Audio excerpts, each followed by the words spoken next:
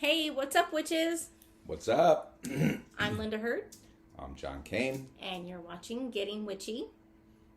And today we are talking about the fourth element in our Elemental Correspondences series, which is...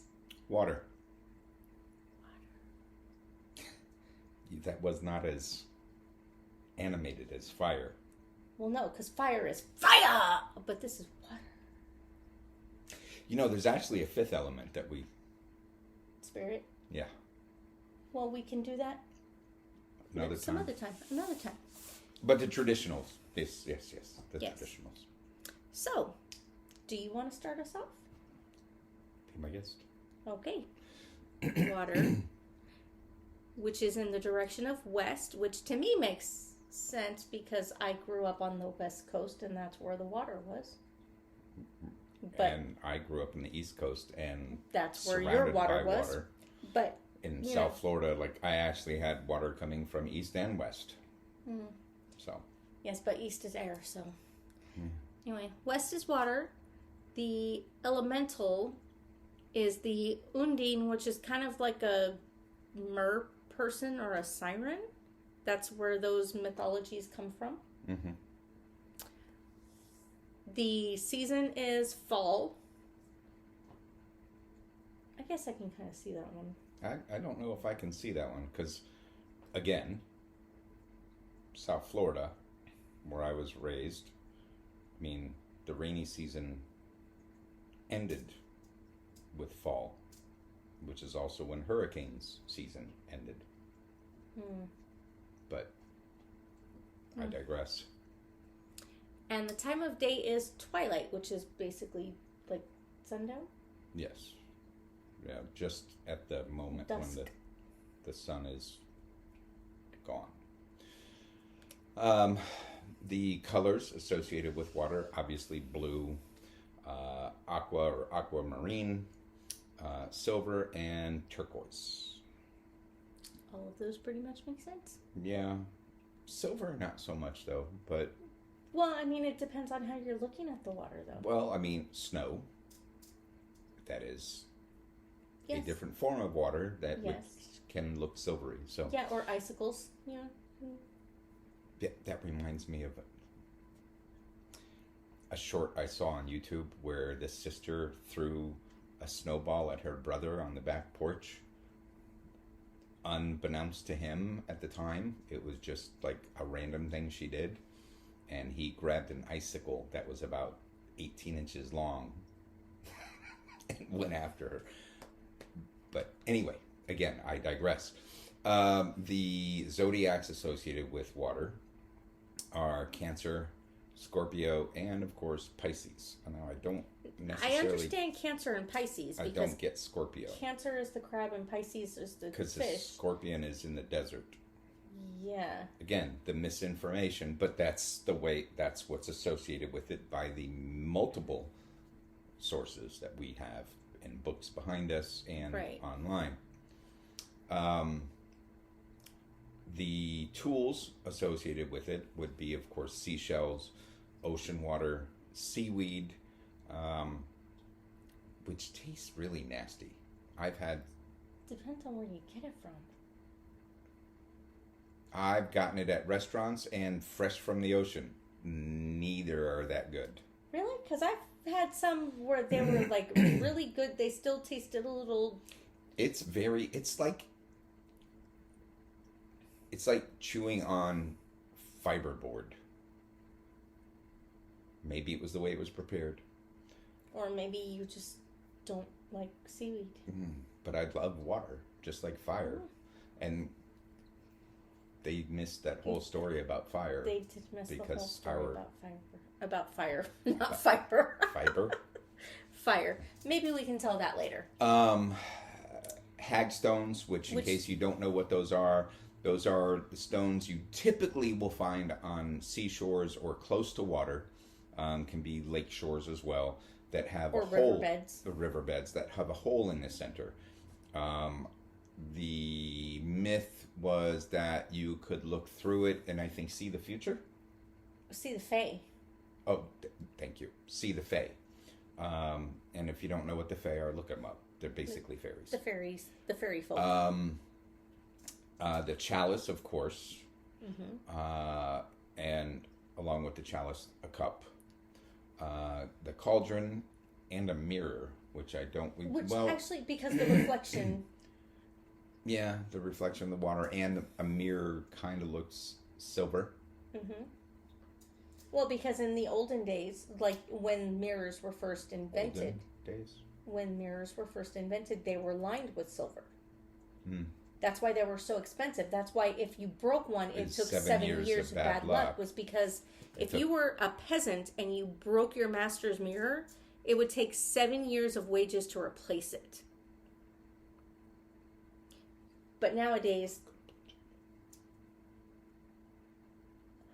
they're pretty much lined with aluminum or whatever cheap stuff. I haven't watched Modern Marvels to see how mirrors are made, so neither have I. Yeah.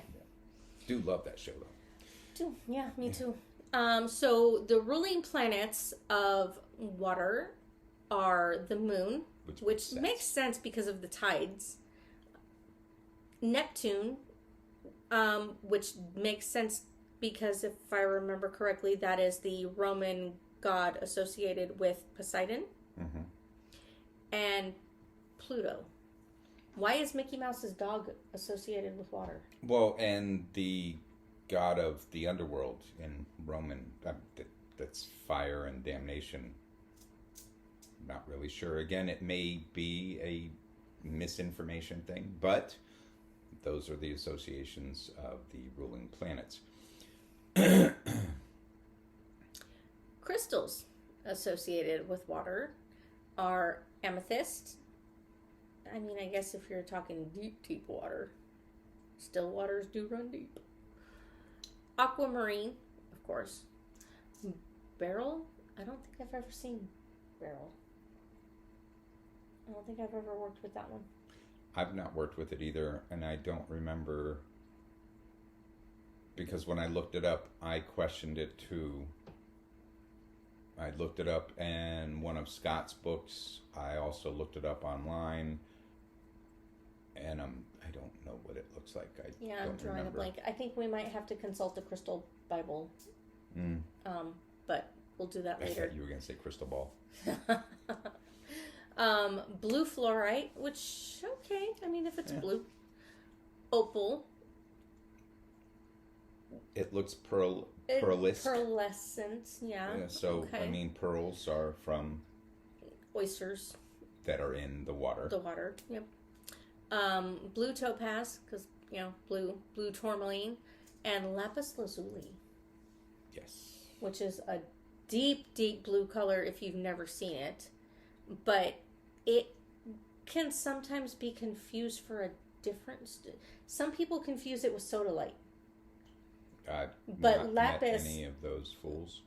People. But lapis is a lot darker. Much darker, and there's not as much white in it. Sodalite generally will have a lot of white in lapis was used for blue pigment in face paint and cave drawings. Just grind it down. Metals associated with water are mercury and silver. Silver we've talked about because it's got mercury that reflection. Is a liquid silver. I mean, in the eyes of the ancients, it looks like silver. And it moves like water. It moves like water. Although I'm curious how the ancients, like even the Aztecs and the Mayan, there's a temple, and I forgive me, I did not fully prepare for this particular discussion, but there is in China and in Central America, there are pyramids or temples that were found specifically in China. There's a temple that was a burial that had mercury flowing through like rivers through like a mini city that they built. That, well, not city, but domain that the emperor ruled over. And they found the same thing in I think it was Mexico. How did they extract? Because it's not easy to. It's not like you tap into a vein and there's liquid fucking mercury coming down. There's a chemical process that they have to go through. So it's interesting. Y'all heard that, right? We've been hearing that for a while. I'm telling you, it's the freezer. Maybe it's trying coming to from by the door. Well, our freezer is right there by the door. Nope. You got the door, you got a wall, anyway, and then a freezer. The plants associated with water are aloe because it absorbs water. Well, and it's got that juice that's healing. Yes. Surprised cactus isn't on there as well because it's a very stores water. Filled, yeah. Well, I mean, you've got to think that this list is probably created by people who don't even know what a cactus is. This is probably old school before they came to the New World and the New found World a cactus. that was already here. Apples or apple trees, chamomile, ferns, which makes sense because they're very water needy. Combined water and needy, and that's what I got. Gardenia, love the smell of that flower. Jasmine, lemon, lilac, lotus, of course it lives in the water. And lemon makes sense because it's a citrus fruit and it's very full of water. Moss. Ooh, it pulls water from the air. Right. Passion flowers, which is a very cooling herb. Rose, seaweed, excuse me. Again, seawood. Shut up. And I haven't even really. We've done what? 1 shot, 2 shots. Why are you turning seawood? Red? Seawood. Anyway, thyme and willow. Willow makes sense because it grows by the water. Virtues are love, which that kind of makes sense. Compassion, perceptivity, flexibility, and forgiveness. These are all things They all make sense. Yes, because water is where your emotions are based. It's a very emotional element. Yes. Where fire is passion, water is emotion. Okay. So, for a healthy relationship with anything or anyone, like, you would need both. To be fluid. Yes. Yeah. And I don't know about you, but I personally find water to be a very sensual element. Well, for me, I've told you this before. I enjoy sometimes meditating in the shower. Which is another reason why I being Virgo, I'm not buying the whole Earth thing. We've talked about this during the Earth, so we won't get into it again. But I after going through about half, and I need to start again, but the book Practical Magic by, I think, Michael Craig, I think his name is. Okay, yeah, that guy. I know who you're talking about. He talks about, like, one of the lessons is about getting I guess, for lack of a better, in touch with the elements. Learning how to use the elements, and the method he suggested for water was either, if you have the access to a pool, right, and it's the right time of year, go into the pool and just, like, focus on the water and try to focus on it at a molecular level. Your body absorbing it and interacting with it and so on and so forth. And I was doing that in the shower, meditating before I read the book. Like, I just feel a lot of calm, and there is forgiveness in it. Although water can be unforgiving if you don't respect it. True. But that could pretty much be said of all of the elements. Yes. Yes. Yeah, absolutely. For me, though, like, a few years back, and I can't remember what year it was that we did this, but Joylyn and I had joined an online paganism class. Okay. And one of the assignments we had to do was to do a meditation with each of the elements. And, you know, like, we had Earth, which I think when I did that one, I had walked outside barefoot, which it was summer. Mm-hmm. So, you know how that goes. Even at 5 o'clock in the afternoon, the soil is going to be fucking hot. And I did my meditation where I realized that I was missing a home that I never knew in this life. Mm-hmm. It was, I think, my first life. Okay. I lived in an oak tree. For air, I had gone out. I was at Mom and Dad's house, and they had a swing set in the backyard, and I was swinging and imagined myself like flying up to the moon and giving her a hug. Okay. With fire, I had lit a candle and imagined a little sprite coming to me and talking. But with water, we had, at the time, Mom and Dad lived at a house that had a pool. And when we were all over for a party or something, like, it had become party central.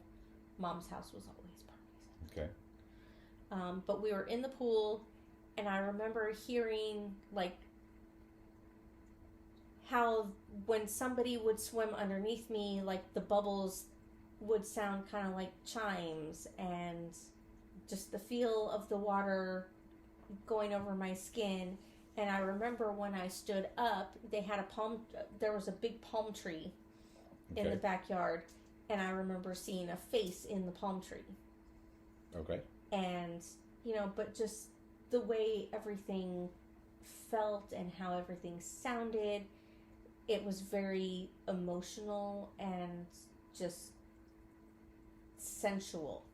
Like, every single one of my senses was triggered.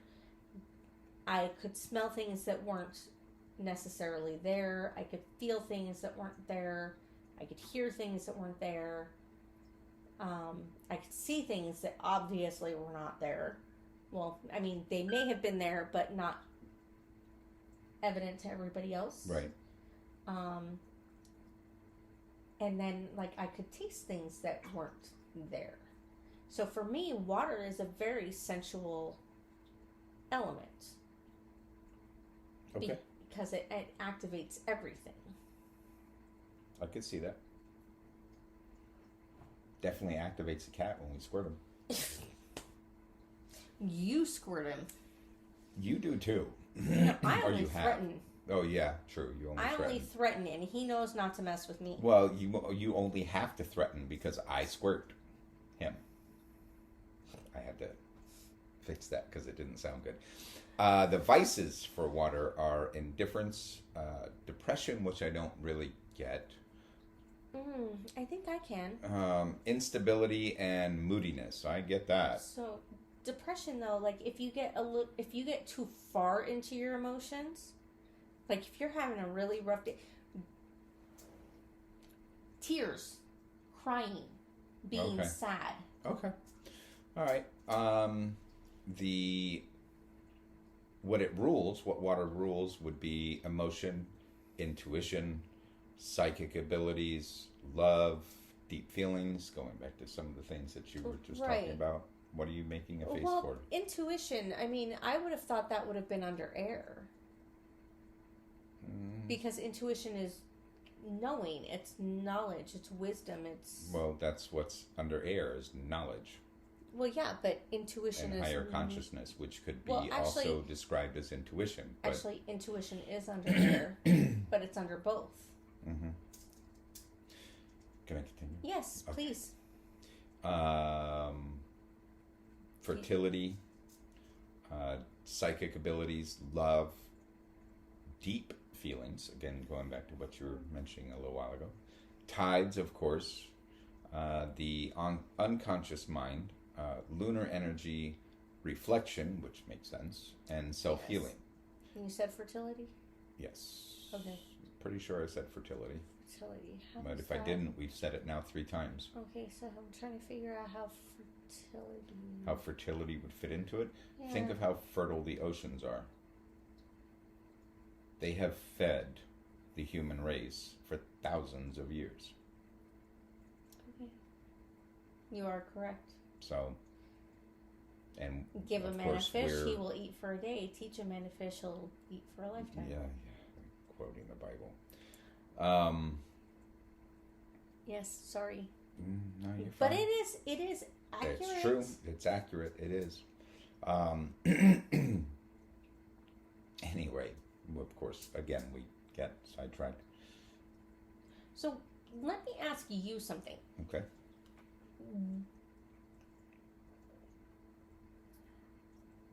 Out of all of the elements that we've talked about so far, I know you said you love fire. Yeah, I've gotten myself in trouble with it. But if you could only work with one element, what element would it be? If I could only work with one? Yeah. Ew.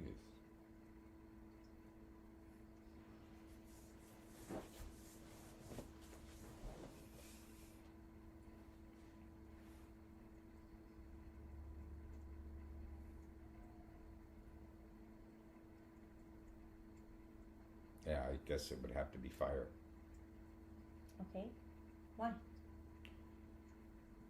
Well, we're not talking about that right now. Well, no, but... That's a whole different I cast. want to know why. Well, excuse me. I don't know. I've always had an affinity towards fire. Like I mentioned, I got myself in trouble with it.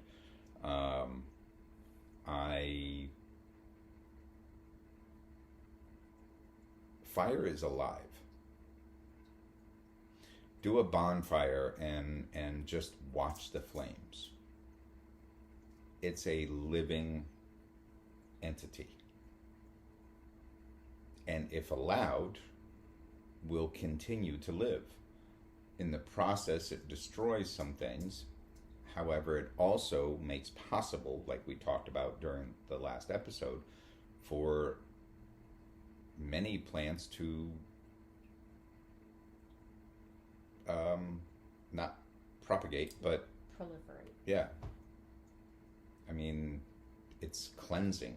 It's healing. I mean, if you cut yourself or whatever, as it starts to heal, you can feel the warmth emanating from the wound. That's because of the chemical reaction, which creates heat, but the chemical reaction of your body rebuilding itself. I don't know, and it's badass. I mean, yes, it can be put out with water, but water can be turned into steam by fire. So they kind of, I mean, for that, I mean, Earth can put out fire, but fire can melt Earth. And can burn trees. And the same thing with air. Air is probably the strongest in terms of it doesn't readily change easily by interaction with other elements. Whereas, water and earth, you get mud. I mean, it's still water at its core. It's just got some additives to it. And fire, like we just mentioned, I mean, lava. Right. I mean, that's the Earth But superheated. air erodes Earth. And, yeah, but nothing really erodes air. Nothing. I mean, you can a lack of air kills fire. Kills everything, though. True. So, I mean, air is badass, but I kind of I have my. See, I think for me it's epiphany. water. You know, opposites attract, which would explain us. Mm. But I mean, because without water, nothing on Earth would survive. Mm. I mean, same can be true for air too, but water is something that we need to make sure that we take in to survive. You see, no, we don't. We get water from our food. Not enough to keep us alive, though. The animal kingdom does it. Yes, we can if we have enough food products with water in them. I mean, they go to water holes, yes, but they don't have to go to a water hole every day. Or drink 8 glasses every day, which is bullshit, by the way. Yeah, we actually don't need to drink that much. The amount you can die from drinking too much water. Yeah, it's Google called water toxicity. We are, whatever your body weight is, so like let's say you have a person who's 150 pounds. The ideal amount of water they are supposed to be taking in each day is half of their body weight in ounces. That's by Western medicine, though. Traditional Chinese medicine has a slightly different view on it, because if you take in too much water, you kill the fire of the stomach, which slows down digestion, blah, right. blah, blah. But in Western medicine, you're supposed to drink at least half your body weight in ounces of water each day. However, if you live in a hot, arid area like Phoenix, Arizona, you're supposed to drink a little bit more because it is such a hot, dry area. And if you're doing a lot of physical activity, like if you're working out 3 hours a day, you're supposed to take in even more water, right. You know, at least another, I think it's 12 ounces for every half hour that you're exercising or that you have physical activity going on. Okay. But if you're a total sloth and you only weigh like 50 pounds... Well, you're probably dead. Yeah, that too. But, you know, my point is, like, you don't need as much water as, you know, a marathon trainer who lives in Arizona and right. weighs 150 pounds. But for me, like, when it comes to spell work at least, I cannot do it if there's not emotion behind it. Okay. And since water is so closely tied to emotion, that's like, I have to have water. Yeah. Well, and you notice when I do, I'm wanting to do a bonfire. I burn incense, which requires fire. Right. And I'm not sure if you've noticed this, but on the occasion that we actually do get to use the pool, I will usually be doing something. Yeah, I've noticed. In the pool. And I love the little waterfall feature. I love to hang out by it. And I do too. You know, yeah. But I mean, like, that's, at least right now, that's kind of like where I feel at home, is in the water element. Okay. Cool. Okay. All right. Well, thank you guys. We appreciate you. Sorry it took so long to get these done. We are going to be working on the Yule recording in the next day or two and get that hopefully posted. Well, I'm off Wednesday, so that would probably be a good time. Yeah. So hopefully if we can get the time to get it all together, we can get that done for you guys. But yes. We're definitely going to get it done before Christmas. Yes. And keep an eye out because we still have wish powder coming up. Yeah. We also have a couple other demonstrations coming up. Like, I think maybe I should do a demonstration for the fire truth spell. Okay. In the microwave. Which we talked about during the fire episode. Yes. Maybe you need to go back and watch it. Yeah. But a couple other ones as well. We also have some other ones coming up that we still need to discuss and do research for. But we are definitely going to be getting a little bit more consistent with our posts as school is wrapping up for me here within the next month and a half, something like that. But keep an eye out. If you want to know what's going on with us, definitely check out our Instagram at Getting Witchy Podcast. And of course, if you would like to purchase anything from our Etsy store, you can hit us up at 3 Sisters Botanicals AZ. Have a great night, everybody. Peace out. One witches. love.